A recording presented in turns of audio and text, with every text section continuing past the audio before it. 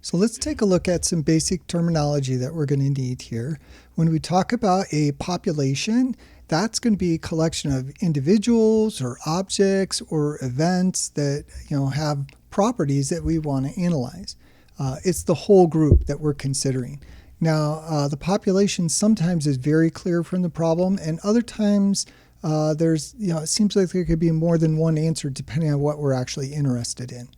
The sample is a subset of the population. So it's part of the population. And it's the part that we're going to study to gain information about the population. So you'll perform analysis on the sample and you'll draw conclusions about the population. That is if you're doing inferential statistics. Now, a parameter is going to be a numerical value that describes a characteristic of the population. So parameter starts with P and population starts with P. And then a statistic is going to be a numerical value that's going to describe a characteristic that's related to the sample. So again, statistics starts with S and sample starts with S. So that way you can tell how they go together. Now we would like our samples to be representative. So a sample is going to be representative if that sample possesses the characteristics that are similar or even the same to those of the population that we're interested in studying. If your sample doesn't have the same characteristics, or if the characteristics are very different, it would be a non-representative sample. And sometimes when bias is introduced in experiments, you get non-representative samples. Your variable here is going to be the characteristic that can be measured for each individual element of the population. And your elements of the population could be, people or things or, data values. Your data are going to be the values of your variable. Those could be numbers, they could be words, they could even be symbols. And then your experiment is just your activity.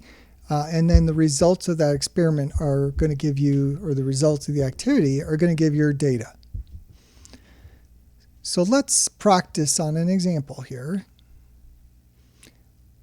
So we've got a researcher who is investigating teen pregnancy in the US.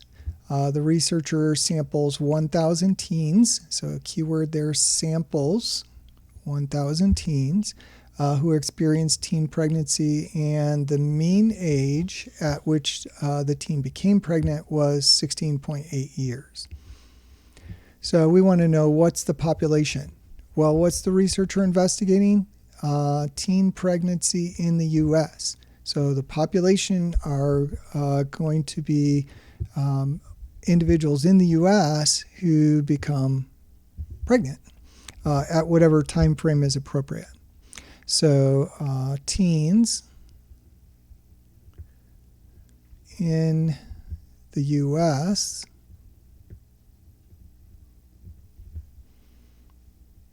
who become pregnant.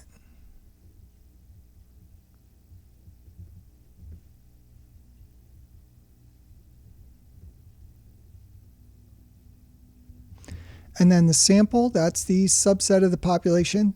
And the keyword there, samples. So the researcher samples 1,000 teens. So the sample is going to be the 1,000 teens who experienced teen pregnancy. So we'll just say the 1,000 teens. And then our variable. Okay, the variable is the characteristic that can be measured.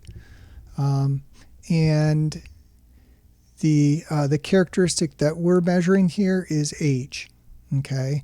Because it says the mean age at which they became pregnant was 16.8 years. So a variable is going to be the age at pregnancy. Well, at the start of the pregnancy. And then your data, the values of the variable. Your data is going to be the ages at the start of pregnancy. A parameter is a numerical characteristic that describes the population. The population was all teens in the US who become pregnant. So parameter could be, for example, the mean age at pregnancy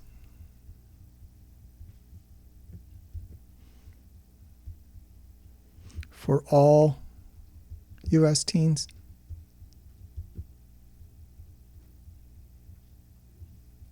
And obviously these would be female teens.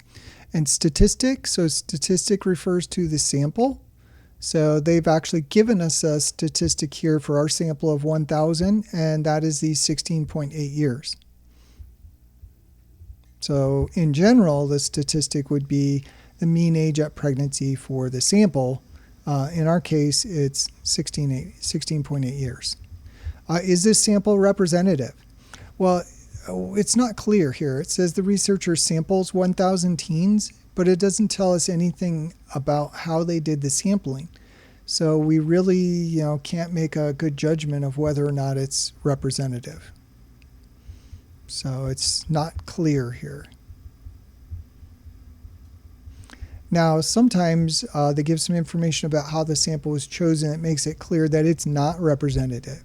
So, for example, say we're trying to look at mean age of pregnancy for all U.S. teens, and we sample only Hispanics.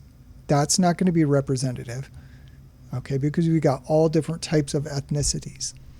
Now, when they start saying things like, well, we took a random sample, so if there's randomization involved, usually that's going to give us a good sample, a representative sample.